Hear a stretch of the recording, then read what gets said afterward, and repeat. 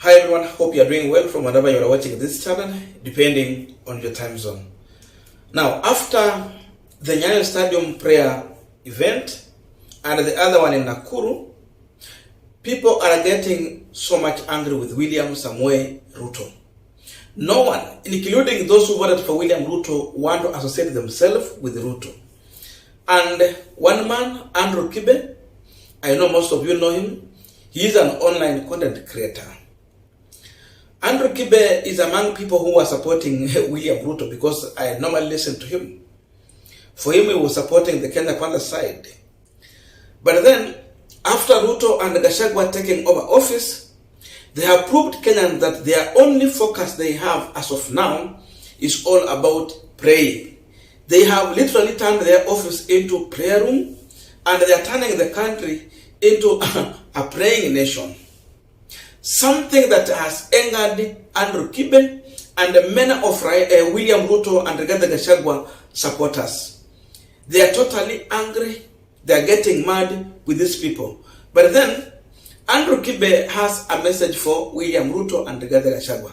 So first of all, listen to this. And then after this, we'll continue with this conversation to just show you how many Kenyans, now I'm just focusing on those who are voting for William Ruto, are now getting angry and disappointed in a Ruto Gachagua administration. Home. Take away all these stupid restrictions that KEBS has. Tell KRA, give everybody who's starting a new business amnesty for 3 years. No tax paying. For the next 3 years, start your small business as long as it's a cottage industry. Don't tell us to pray. You go pray. You go pray. It's good. It's a good idea for you, but it's not a good idea for us. As we need to know how we get money in a deep pocket. And the only way you can get money in a deep pocket is if we stop importing and start creating what we consume. Cities have been built around industries. Cities have been built around industries. That's what you need to be talking about, Ricky G. This prayer is such an emotional tag on us, bro. It is so heavy. It is so heavy because now we sound so hopeless that only God can save us. We gave you the job. Now you're sending us to God. Bro, I know how to get to God. You do the job I gave you, which is, now the other day he's saying, oh, what are you saying, Mr. Ricky G? So I agree, maybe you guys are a bit spiritual and all that, but keep that shit to yourselves. Sounds like a good idea, but to the rest of us, it just is nonsense. Your Excellency, I have seen our detractors are very concerned that we come to church every Sunday. To the rest of us, it's nonsense. Bro, I'm serious.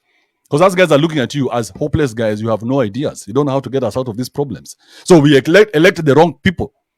Show us that you're the right people. But you cannot be selling us hopelessness. You cannot be selling us fear. Tell us, bro, for the next 3 years, things are going to be segemneg. We are going to have to go deep to come back up strong. Prayers have never taken us out of our problems. Prayers have never. Oh, Rigiji was praying for his 200 million. Na ilitoka. Sasa mtu akona 200 million anakuambia twende tukaombe Mungu atusaidie. Aje. We're not praying the same prayer, bro. We're not praying the same prayer, bro. We're not praying the same prayer. Some of us have a very different prayer from yours. So you pray your prayer, me I'll pray my prayer. And when I want to pray, and I know how to pray, so it's good, at least you've told me. But fix the problem of the country. Whatever the problem is, because you said you could. That was your campaign. Your campaign was, we can fix the problem. Now you're sending us to God. So you didn't know that God existed before. So these Kenyan leaders need to learn that Kenya is like a company. So you cannot be calling people to pray every morning. I used to do that in my business and I realized that. Now we are not continuing with the panel discussion, but just a quick request for those who are watching and you're not subscribed, please consider subscribing. To our channel subscribers, I must say thank you so much. And again, to all our viewers, please give this video a thumbs up. Thank you, and back to this discussion. Now, many things happened at Nyayo Stadium, which has exposed William Samoei Ruto. I mentioned a few in the previous video, and you can see it was clear everyone is keeping off William Ruto's event. Now we are seeing bishops falling down when they are praying. So it tells you that there is something wrong. When people go to prayer, you expect them to bless the people, but then they are falling down on the altar. It's something Ruto and his team has to learn and make an informed decision going forward. Now, Gabriel Ogunda had an advice to Kenyans in form of a question. And this is going also to Rigathi Gachagua and William Ruto. We have an exam today. And this is what he asked. When Israel faced their worst drought in 60 years, their government employed the following sustainable plans, except one. Which one is it? A. Developing desalination system. B. Perfecting drip irrigation. C. Expanding water recycling technology. D. Organizing a national prayer rally. So it tells you that what Ruto is doing, because he is organizing a national prayer rally, is the odd one. People have to think. God has given you wisdom. You have the knowledge. So it is you to put that knowledge into practice. As simple as that. What Gabriel Ogunda is telling us is that those days of God dropping manna from heaven are over. God has now given you knowledge. You have wisdom. So it is upon you to use that wisdom to sort out the problem. Ruto should be telling Kenyans, why are we waiting for rain season for us to plant when we have enough water in Kenya? We have so many rivers. Why are we not employing the irrigation system in our agricultural sector? Now, before I go to Andrew Kibe, because I'm yet to go there, there is so many funny things that are happening, which is just meant to mislead and misguide Kenyans. And I think these are some of the issues why some people like Andrew Kibe are getting mad and angry at William Ruto. A pastor by the name Pastor Lai said something. Is anyone listening to Pastor Lai? We are to give an offering that should be taken to our national treasury to bring healing to our finance and break the curse of debt. Pay bill number iko hapo, account number iko hapo. Surely. Raila says that Ruto has come to pickpocket Kenyans. Today he is now using the Bible and the preachers to rob Kenyans. We knew these preachers have been doing so many things here. Panda Mbegu, sijui what, so many things. All those means just meant to rob Kenyans. But Ruto, you can see the people who came to pray there. They are now telling Kenyans to break the curse of debts.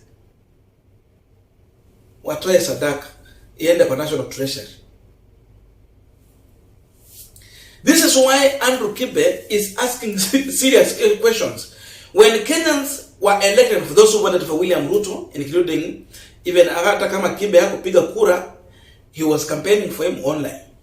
So the question is that even hata wata tuweke Raila hapo, those people who are voting for Raila Odinga and William Samoei Ruto knew that there is God in heaven.